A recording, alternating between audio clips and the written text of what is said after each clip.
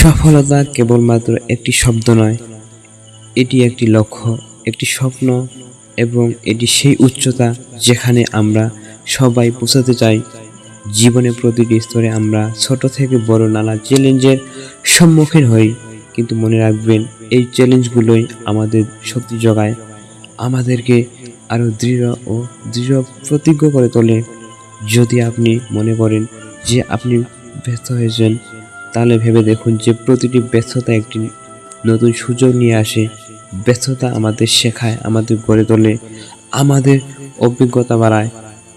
সফল ব্যক্তিরা ব্যর্থতার ভয় করেন না, তারা এর থেকে শেখেন এবং আরও দৃঢ় সংকল্প নিয়ে এগিয়ে যান। আপনি যদি বড় কিছু অর্জন করতে চান, তাহলে প্রথমে বিশ্বাস করতে হবে যে নিজের উপর, নিজের শক্তি এবং ক্ষমতার প্রতি বিশ্বাস না রাখলে সফলতা অর্জন করা কঠিন। নিজের স্বপ্নকে ছোট মনে করবেন না, স্বপ্ন দেখুন বড় এবং সেই স্বপ্ন পূরণ করার জন্য কাজ করুন কঠোর পরিশ্রম আর অদম্য ইচ্ছাশক্তির মাধ্যমে।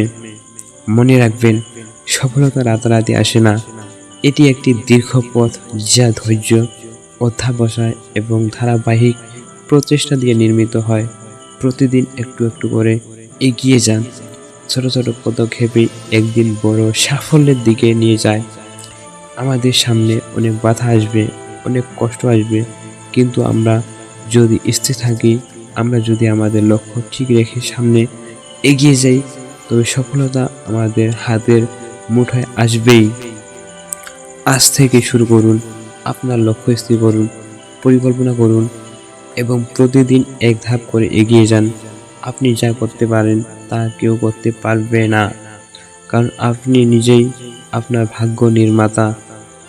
সফলতার পথে চলুন, নিজেকে বিশ্বাস করুন এবং কখনো হার মানবেন না, কারণ আপনি পারবেন, আপনি নিশ্চয়ই পারবেন।